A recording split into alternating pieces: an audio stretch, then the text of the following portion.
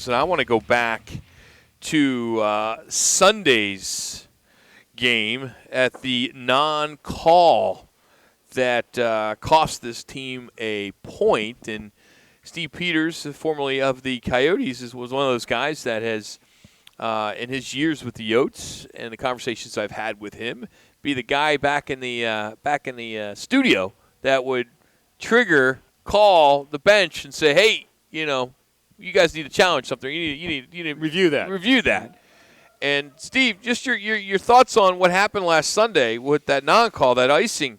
Well, it was so blatant. What's wrong with the league not being able to kind of review that? It's a play, and it's one you talk about reviewable plays. Unfortunately, it isn't. Offsides and goalie interference. So the icing is not reviewable. Blatant, the puck's clearly on the other side of the red line.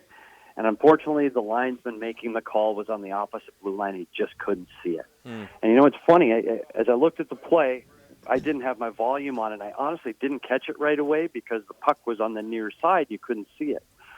But I'm sure in that building, when you turn up the volume, you can hear icing, icing, icing.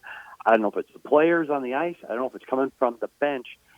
But in that arena, it echoed. And so if you watch that play again and look at Jacob Chikrin or Darcy Kemper, they clearly thought the play was icing.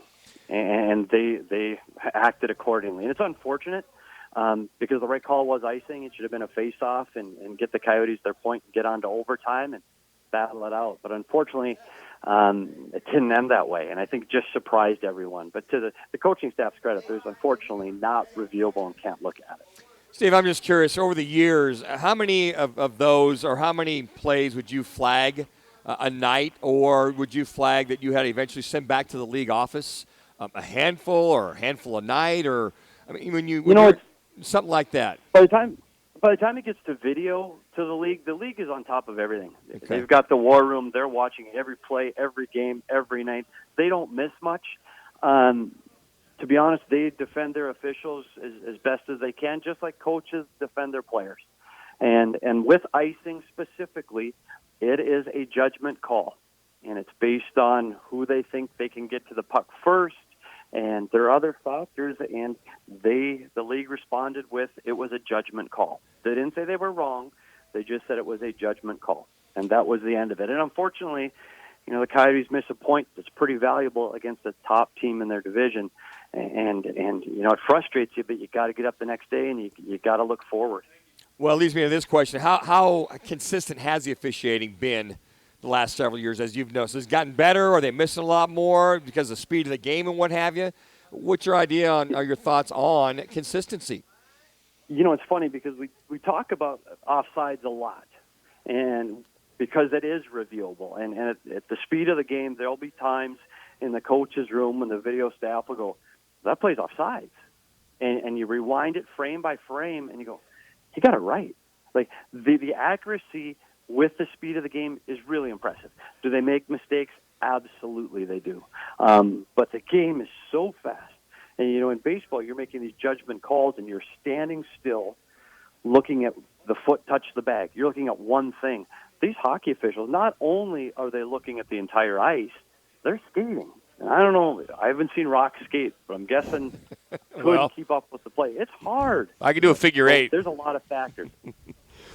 Well, it's interesting we're talking about video and all that, because it talked about, pre-practice video session yesterday. One of the big things that talked about is that, the players are getting to the net but not stopping in front of it once the shot was there. And just little details like that you brought for so many years to show these guys, hey, look, you got to start breaking down. But how difficult is that for the players to, with the shot, break it down? Is it recognition, or is it just not engaging, that you got to be stopping and be more around the net? What is that?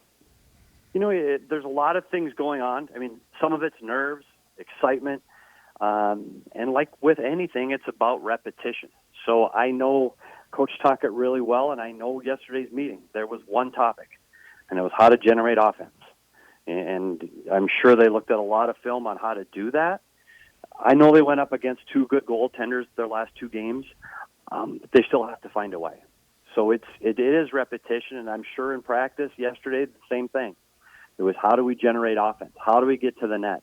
And with that, tonight's game, I think one of the areas that has been lacking is their ability to generate offense from their defense. I know Oliver Ekman-Larsson's injury adds to that, but they need to start generating more shots that can get through so we can create those scrums and rebounds and tips. And those chaotic moments are the times you're going to score against a goalie like Gibson tonight. So I think you're going to see a lot more shots from the defense, and I mean shots from everywhere. It's going to hit their stick, and it's going to be coming at the net. I think that'll be one of the adjustments you'll see. Too soon to change lines, Steve? 2 minutes. The same discussion we had last week. I think, yes, it is. You've had success with the Schmaltz line. I think if Keller and Kessel don't start to produce soon, meaning tonight, you probably see a change going into St. Louis. Okay. Keller's a guy that started off hot, hasn't scored in 5, no points in 5. And Kessel, again, we talked about him, really hot, and he's got a goal in one of his last 5 games. So those two guys are key to getting the offense going. And so I think you'll see them stick together. It might only be the first period tonight, and Coach Taka will have to change those lines, but they'll start the same tonight. When they change a line, how long does it take to get acclimated with the other couple guys? I mean, is it something that can be pretty seamless, or is it take a while if you're going to make a change after one period? If you're going to do it long term, you see these lines that stick together year after year at some of these clubs, but they're professionals. They have to be able to acclimate immediately. And when we say after periods, there are times when coaches are making changes during the period. And so you have to be able to adjust very quickly. Now, to have that chemistry and that synergy that you see, like for the Washington Capitals, those players have played together for a very long time. That takes time. That doesn't happen overnight or on this shift versus that shift. But you have to be able to play with anybody at any time because of injuries or because you're trying to generate something or shake something up. So I think you'll see that tonight early if they're not able to generate offense. Well, Coach, and lastly, Coach yesterday told us that they tend to always play better after a practice. So hopefully that'll be the case tonight.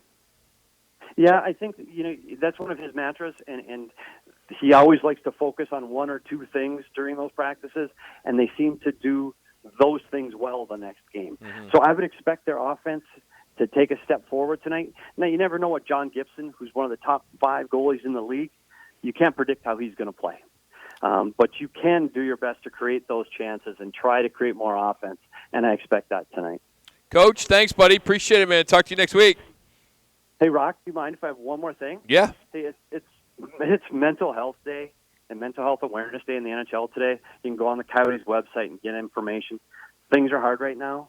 Sports is fun, and we're all enjoying and having a good time. But ask somebody today, how are you? Mean it, and listen. That's all I have to say. Good stuff, Steve. Man. Appreciate that, Steve. Steve Peters joining us as he does each and every week here on Rock and Manooch with Crespin on the home of the Coyotes, Fox Sports 910 on FM at 99.9 HD2. Got some pretty cool surveys I want to pass along, and the FSR 910 random fact of the day. That's next. This don't go anywhere. With Colin Cowherd.